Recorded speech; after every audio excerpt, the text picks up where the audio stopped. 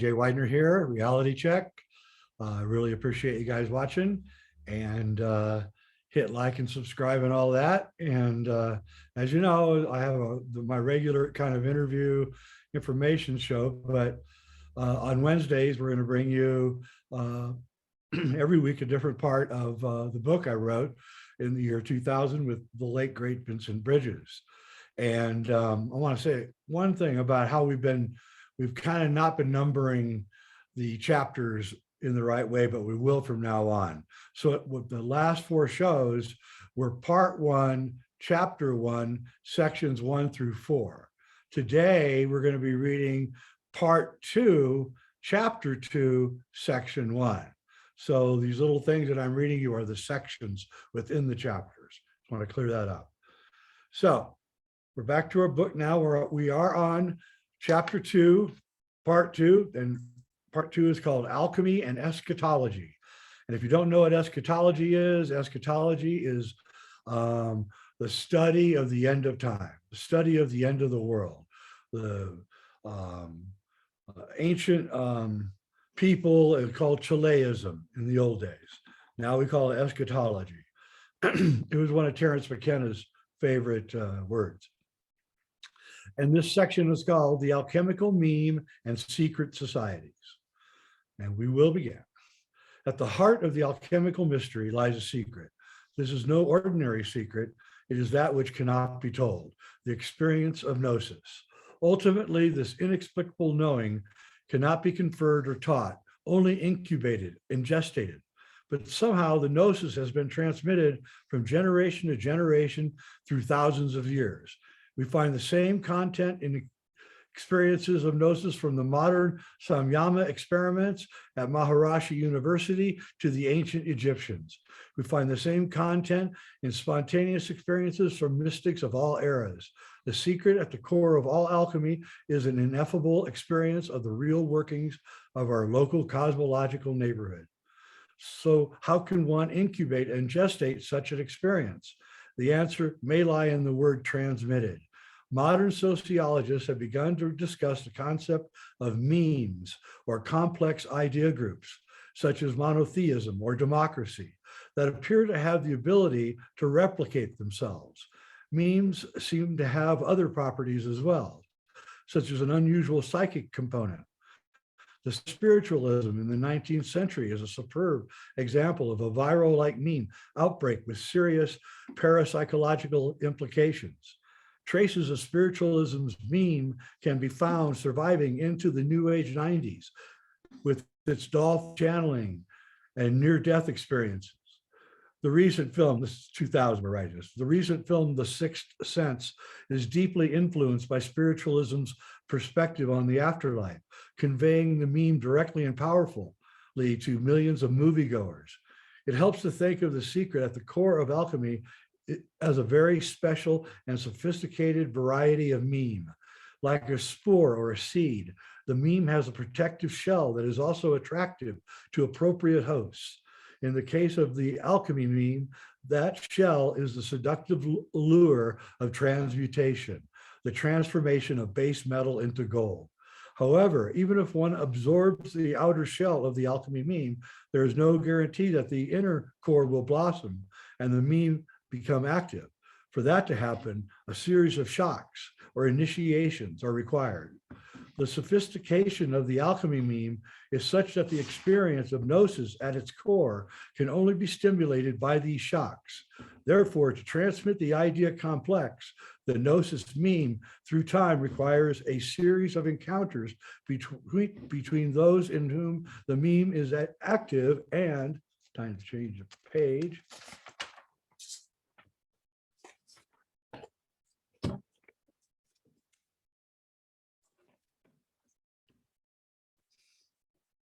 and those who have merely been exposed to it.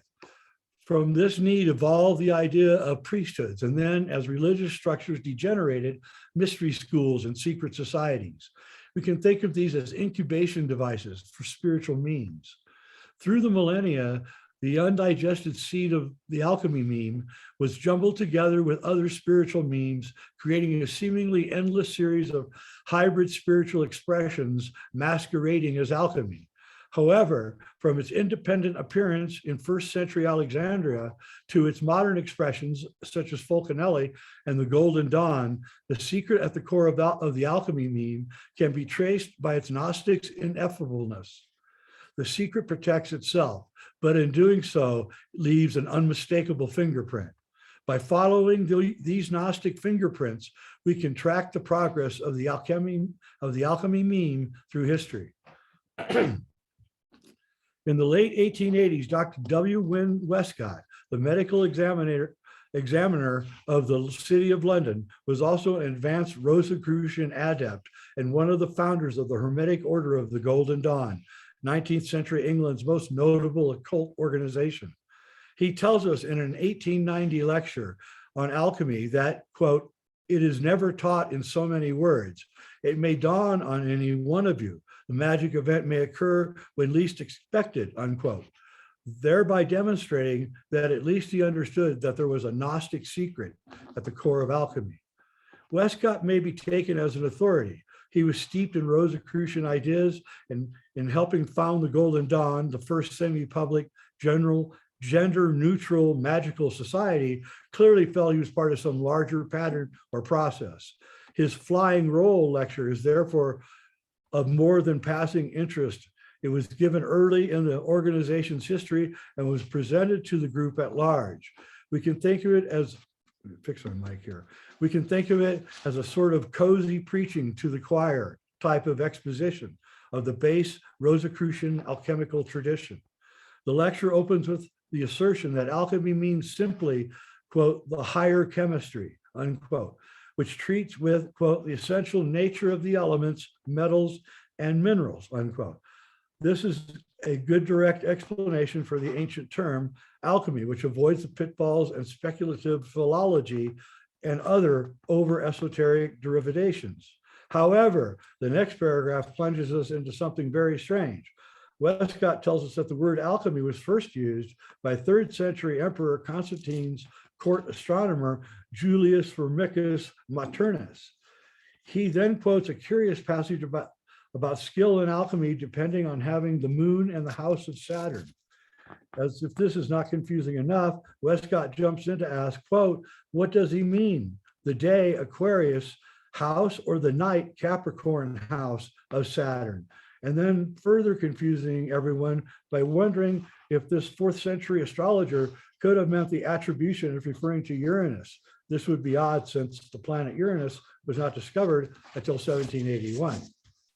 We might suspect that this is simply bad scholarship, a case of enthusiasm outrunning erudition. Yet Dr. Westcott's scholarship in other works is sound enough. It's as if the comment are a species of an in-joke, not meant to be taken literally, but assumed to be metaphor and allegory by those who know the punchline. Since Dr. Westcott's audience included such luminaries as W.B. Yeats, S.L. McGregor Mathers, Dr. Thomas Berridge, Anne Horniman, Moyna Mathers, Florence Farr, and the Reverend Arthur Abton, the group's practical alchemist A.E. Waite, and other members of the esoteric London scene, it is likely that a number of these folks did indeed understand the in-joke. Possibly many in this group could answer the good coroner's rhetorical questions, even though the rest of us are left wondering what we missed.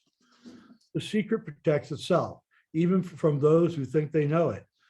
But it is safe to say that the strange lecture provides an important cluster of clues and impressions from which to begin the hunt. The Hermetic Order of the Golden Dawn had somehow inherited or rediscovered a part of the Gnostic secret at the heart of the alchemical mystery. Westcott, however, whatever his propensity for the occult in-jokes, shows later in his lecture that he does indeed understand the secret quite clearly. He quotes from an old French description of the sequence of the alchemical process. Quote, the sun begins his special form of change in Leo in his own house. Next, Scorpio follows, and the work reaches its completion in Sagittarius, unquote. To make sure that we understand, Westcott insists at the close of his lecture that to perform alchemical processes requires a simultaneous operation on the astral plane with that of the physical. Unless you are adept enough to act by willpower, as well as by heat and moisture, life forces, as well as electricity, there will be no adequate result, unquote. The source for the secret would seem to be the Rosicrucians movement that had swirled around Europe since the early 17th century. The Rosicrucians had become, by the late 19th century, the prototypical secret society for incubating the alchemical mean. In 1555, Nostradamus penned a quatrain.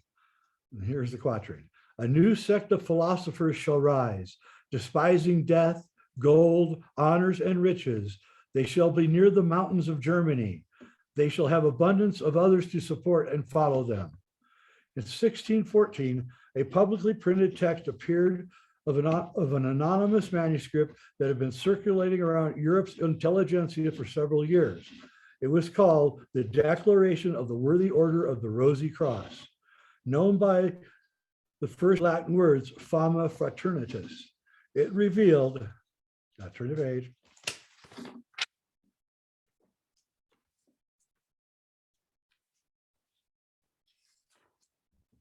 It revealed the reported existence of a brotherhood founded by one Christian Rosicrucian, who apparently lived in the 14th and 15th century.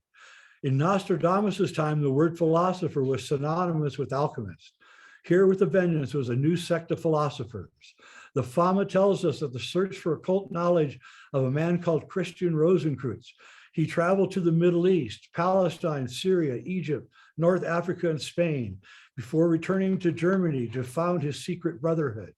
120 years after Christian Rosicrucian's death at the advanced age of 106, one of the brethren discovered his tomb and his uncorrupted body. This was a signal for the brotherhood to emerge and spread their message, hence the publication of the Fama. Their message, of course, was nothing less than the dawn of a new golden age. The Fama informs us that the brotherhood possessed the keys to secret knowledge, capable of transforming a society and ushering in a new era, one in which, quote, the world shall awake out of her heavy and drowsy sleep, and with an open heart, bareheaded and barefooted, shall merrily and joyfully meet the new arising sun, unquote. This quote is taken from the next Rosicrucian production, the Confessio Fraternitas, a Latin restatement of the basic themes, but with more direct emphasis on its revolutionary implications. It also goes to the core of the alchemical mystery. The Rosicrucians were alchemists, but the Fama and the Confessio are both highly critical of the puffer type of alchemical worker who sits in his lab and actually attempts to get the mineral gold out of boiling lead. The Fama tells us of, quote, ungodly and accursed gold making, whereby under the color of its many renegates and roguish people do use great villainies and cozen and abuse the credit which is given them, unquote. The Fama implies that the Rosicrucians could make gold, but found the higher spiritual alchemy to be more important. Higher spiritual alchemy that related to the coming golden age and how to prepare for it. That clearly was the intent behind the public publications of the first two Rosicrucian documents. The third volume, however, was very different. The Alchemical Wedding of Christian Rosicrucian appeared in 1616 and is the only Rosicrucian document to be claimed by its author, Johann Valentin Andrea, a Protestant minister from Germany. The wedding is full of the occult imagery and surreal metaphors experienced by Christian Rosicrucian as he observes a royal wedding. It represents nothing less than an attempt to express the inexpressible. After this strange work, the original Rosicrucians fell silent. It is not known if they did indeed respond to any of the many thinkers who sprang in their defense. We must assume that they did. The secret was kept because the movement continued. Although obscure, it will soon be seen that Dr. Westcott's lecture series serves as proof that the Rosicrucian ideas retained their continuity through the centuries. This alone is impressive, but the continuity of content that strikes us most strongly but it is the continuity of content that strikes us most strongly. From this continuity of content, we can deduce the outlines of the secret, the meme itself, and use these outlines, these fingerprints, to trace the core of the tradition back through history. So that's the section 1 from part 2, chapter 2. And it's interesting because memes have pretty much just been kind of discovered and talked about when we wrote this book 23 years ago. And now everyone knows what a meme is. So that was kind of an interesting, and it's an interesting way to see how ideas float across centuries and retain their inherent value. So anyway, that's all I have for today. Hope you like it. And we'll continue on next week. I'm Jay Widener. This is Reality Check, reading from the 2000 book, Alchemy at the End of Time, Alchemy, Fulcanelli, A Monument to the End of Time, Alchemy, Fulcanelli, and the Great Cross. Thanks for watching. Really appreciate it.